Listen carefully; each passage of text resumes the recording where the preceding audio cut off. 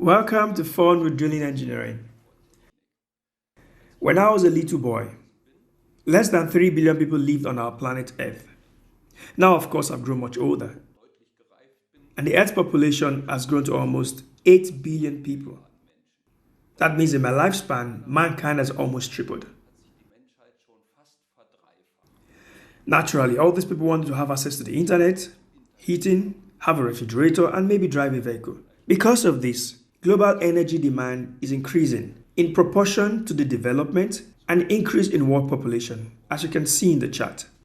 Ideally, we would prefer to provide the world energy from only renewable energy sources, for example, sun and wind power.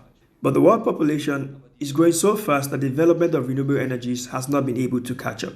And that's why we still need today lots of coal, crude oil, and natural gas, whether we want it or not.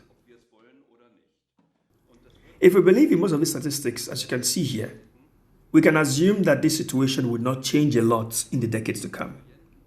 So when today's high school graduates roughly get to my current age, petroleum, natural gas, and coal will still remain a significant part of world energy supply. But we not only need energy raw materials. For example, we need road and buildings. And this project requires lots of sand, gravel, stones, and other raw materials. All our prosperity is reflected in the gross domestic product you can see in the chart behind me.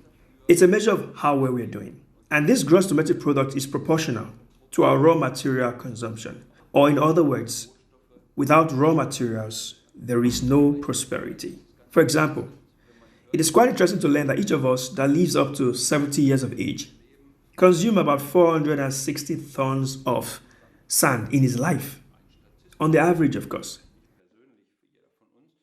And each of us consumes about 146 tons of stones or 13 tons of salt. I was amazed about these numbers. Also, for a cell phone, which everyone has in their pocket today, you need roughly half of the elements on the periodic table to get it working.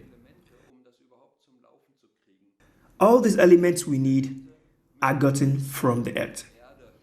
More precisely, the earth crust, or the outer layer of the earth, so to speak. And the people who are specialized in getting these materials for us are our Geo Engineers.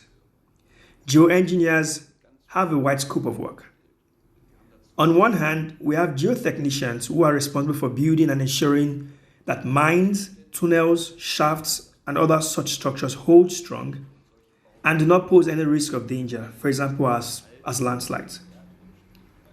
Then we have miners who are responsible for extracting solid raw materials safely and sustainably from the earth crust. We have petroleum engineers who take care of the fluid raw materials, oil and gas, and increasing importance, water and hot water for geothermal energy. Petroleum engineers also take care of CO2 underground storage or the underground infrastructures required for the emerging hydrogen industry, where hydrogen must be stored in underground caverns.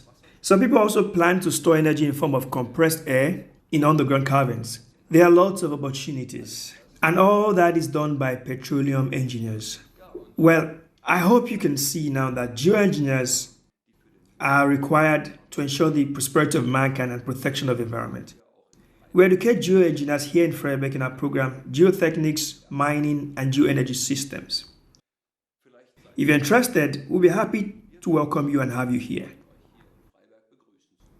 Look off.